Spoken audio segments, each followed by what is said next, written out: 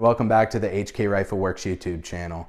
So I've got a really exciting video for us today. We're going to be taking a look at the best upgrades for the Savage Axis or the Savage Axis 2 family of rifles. Now we know the Savage Axis is a very entry-level action. It's very budget-minded.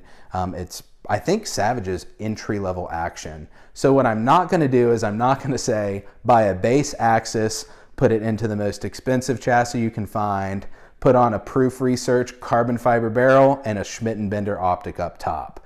What I am going to do is we're going to look at the best upgrades and most appreciable upgrades relative to the cost of the rifle that I have found as an experienced precision rifle shooter to show and improve the accuracy and precision capabilities of the rifle, the comfortability behind the rifle, and even the ease of cycling the action.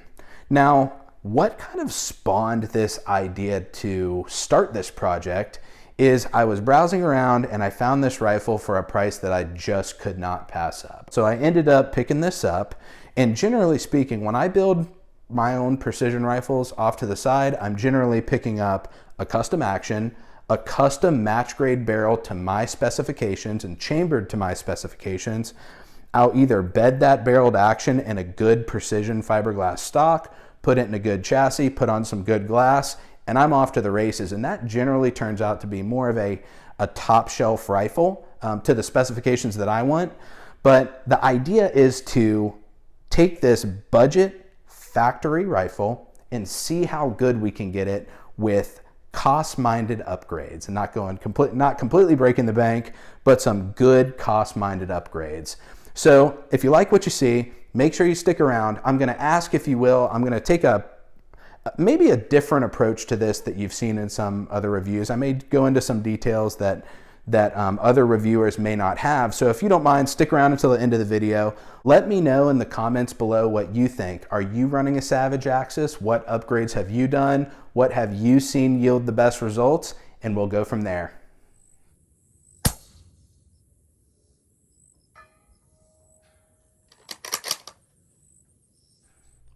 All right, so the SKU that I ended up purchasing was the Savage Axis 2 Precision.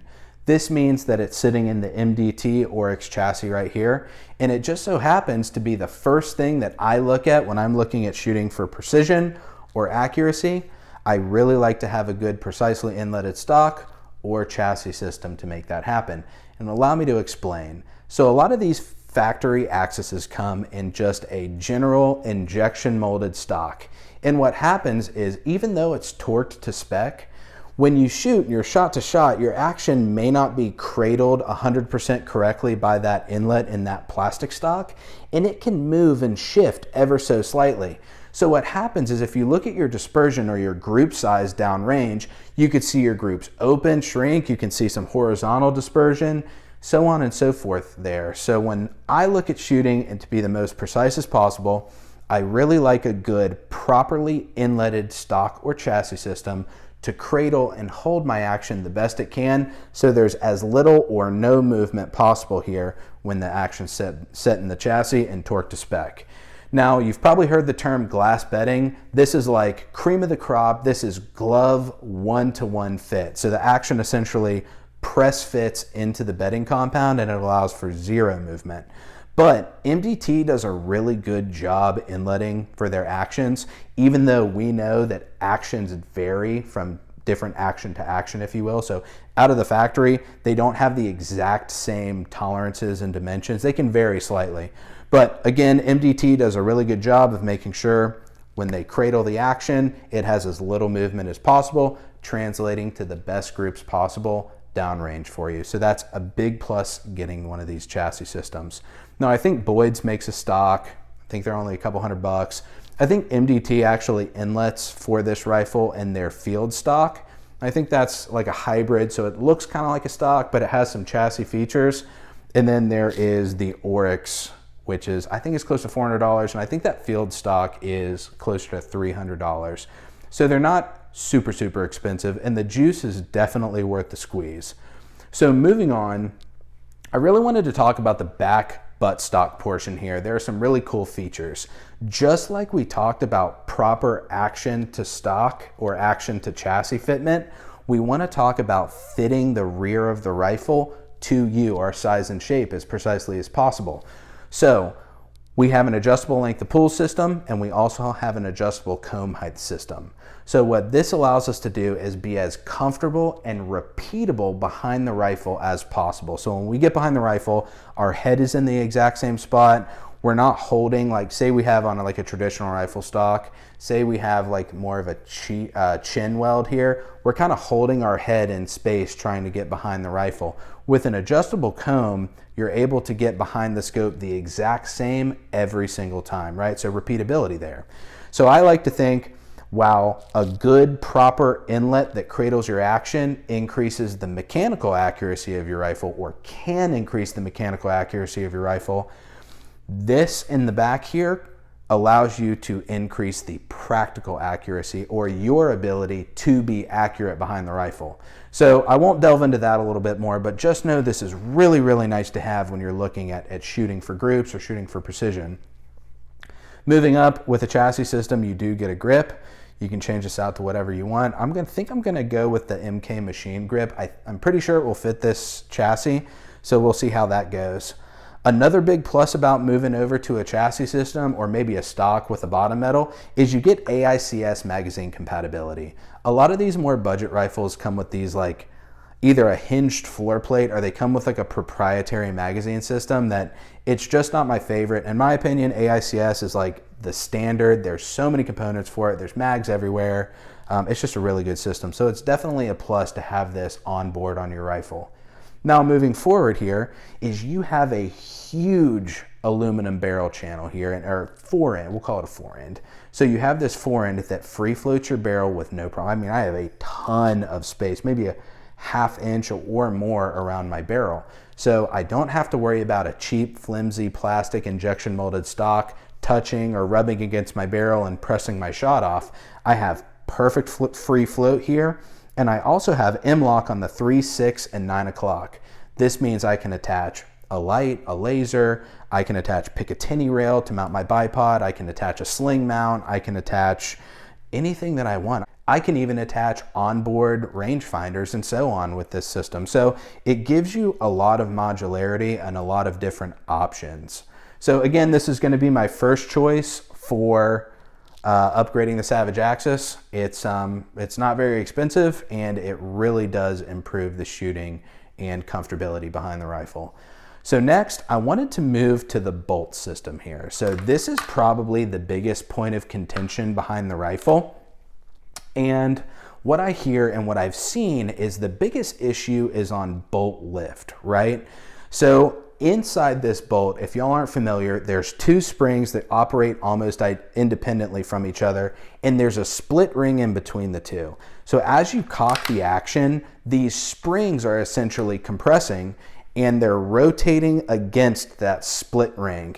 It doesn't really do too great of a job. So what I did is I ended up looking, I believe it's the Desh bolt lift kit, or I guess the action upgrade kit, whatever they call it. But what it is essentially it's a concave washer, and then a ball bearing, and then another concave washer on both sides. So what it does is it allows these springs to operate independently of each other, but also really smooth things out. Like when these springs are compressing when I'm cocking the action, it does a really good job and really smooths out that bolt lift. And once the bolt is lifted, I mean, the action is fairly smooth. I don't have any complaints about that. It does a really good job in terms of being smooth. Now, as well as that Desh kit, what I've done, again, I think it's called Desh Industries, but what else I've done is I've included an Anarchy Outdoors bolt handle here. Now, I know a lot of folks use the Glades, I think it's Glades Armory bolt handle, but one of the issues that I've found is the bolt handle, and it sticks out so incredibly far. So I didn't mind the bolt handle that came from the factory, but just since it was a little stiff on the bolt lift, I wanted a little bit bigger, more tactile handle that I could get a hold of. Now, how I look at bolt handles and size and everything like that is I think about a differential on a car. So bear with me here. Say we're in a car and we're turning left, and these are the this is the wheels on the left and these are the wheels on the right. It'll be backwards for you because you're on camera. But say I'm making a left-hand turn right here, right? If I'm making a left-hand turn, my right wheel has to travel so much further than my left wheel. So that's why cars have differentials, because this wheel, if they were spinning not independently but together, this wheel would start squealing, right? So your inside wheel would start squealing, and then because this wheel has to make so much more travel. I know that's a loose analogy, but hear me out. These small bolt handles, if you will, the small bolt handles, I essentially only have to go up like this. In the large bolt handles, I have to come over here and really lift up. Let's say the bolt angle or the bolt lift angle is 90 degrees, right? So with a smaller bolt handle, I can do this. With a larger bolt handle, I have to do this action. So it's kind of a conversation of economy of motion and your range of motion. I really like to have a little bit oversized bolt handle, but not just like enormous where I have to sit here and really, really lift up and take a huge range of motion to cycle the action. So I went with the Anarchy Outdoors bolt handle, and I think that it kind of found that balance that I was looking for. So it's not, again, it's not too long, it's not too short. I get the proper amount of leverage on the bolt handle, and it just does a great job. One other thing that I really like about the Anarchy handle is it is swept back ever so slightly, right? So it keeps the bolt handle above my firing hand and not sticking out above the trigger guard, if that makes any sense at all. So it was a little bit expensive. It was probably 120 bucks, but at the end of the day, I really like how it turned out, and I think it was worth the buy. I don't know if I mentioned the price of the bolt lift kit, but I think it was about 20 bucks as well, maybe $22. So, I mean, for $130, $140, I think that just to smooth out the action did really, really well. And I'll do a quick demonstration of how well this works. All right, so we're gonna do a quick demonstration of this bolt lift and kind of how easy the rifle is to cycle right now after all of the upgrades that we've done.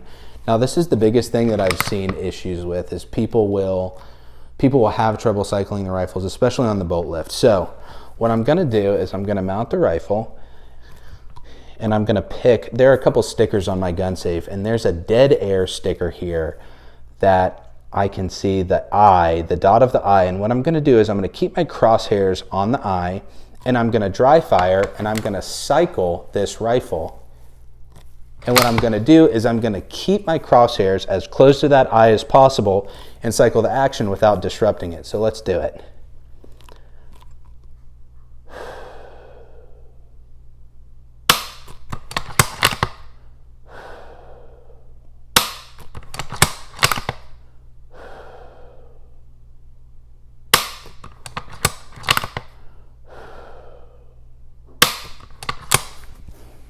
Easy money. So again, once you do these upgrades and everything to the bolt, it should be extremely easy for you to operate.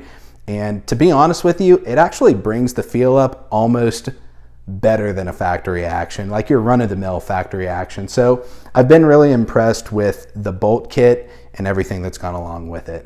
So that really improved the bolt throw, the action, so on and so forth. I was really pleased after I got all this work done, or added these parts, how well the action, or how much better the action felt after doing that. Now, I also wanted to mention as well, I did this, you do it at your own discretion or don't do it at all, but there's like a caulking path, like a camming surface.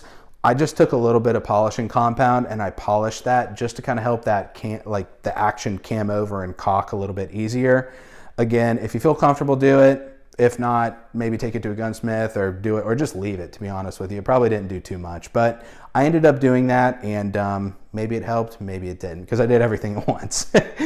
So anyways, moving on from the action, I wanted to talk about the trigger as well. So there's a handful of triggers out here. The factory trigger wasn't too bad, but for some reason, I'm a snob, and I don't like that spring-loaded trigger safety that comes on the factory rifles. It's just not my favorite. So I ended up going with the Timney trigger here for the Axis 2. And I'll be honest, it took a little bit of playing around with. I'm much more comfortable with Remington 700 pattern rifles. So it took me a second to figure out and get it exactly where I wanted. You can adjust it for pull weight. You could adjust how tight you want the safety to be, like the tension on the safety. And you can also adjust for sear engagement, which is really important. That kind of gives you that creep or lack thereof. So that's a really good upgrade, and for 100 and I think it was maybe middle $100 range, I really appreciated it. Also, there's a jarred trigger system. Let me know in the comments if you use the jarred trigger. I'm really curious to see how that is. I think it's closer to the 200, maybe middle 200 road there, but if it's better than the Timney, maybe I'll give it a shot one day. But for right now, I'm really happy with the Timney. Now, what I'm not going to include is I'm not going to include optics or anything like this, or a bipod. I mean, that should be on a precision rifle anyway. So shop at your own discretion there. I'd probably plan for a pretty solid piece of glass, because this is what you see through, this is what gets you on target, so on and so forth. One thing I wanted to mention is using a suppressor or a muzzle device or anything like that. If you got some money left over, potentially take a look at a muzzle brake, and I'll show you what I'm using while we're talking. I'm going to take this suppressor cover off. So I run a brake with a can, and I personally really like suppressors because they decrease the concussion. Like, if you think about it, if you're behind this rifle 3 feet in front of your face, you got a pretty big bang explosion going off, and you also have recoil. So as much as you shoot, we all have some sort of flinch response, right? So it's important when you look at this and you want to reduce recoil so you don't flinch as bad, maybe look at a muzzle brake to reduce that recoil. But you're going to have that trade-off as with more concussion at the end of your barrel here. So you really need to dig deep and think, hey, would I be more beneficial with less concussion and more recoil, or the inverse? That's why I use a suppressor. It decreases the recoil enough, but it also really dampens down that concussion at the end of the muzzle there. So it helps me be as consistent as I can, shot to shot. And like I said, even though I shoot precision rifles, I shoot thousands and thousands and thousands and thousands of rounds a year behind precision rifles. Even though I do that, I'm still, to some degree, anticipating a shot.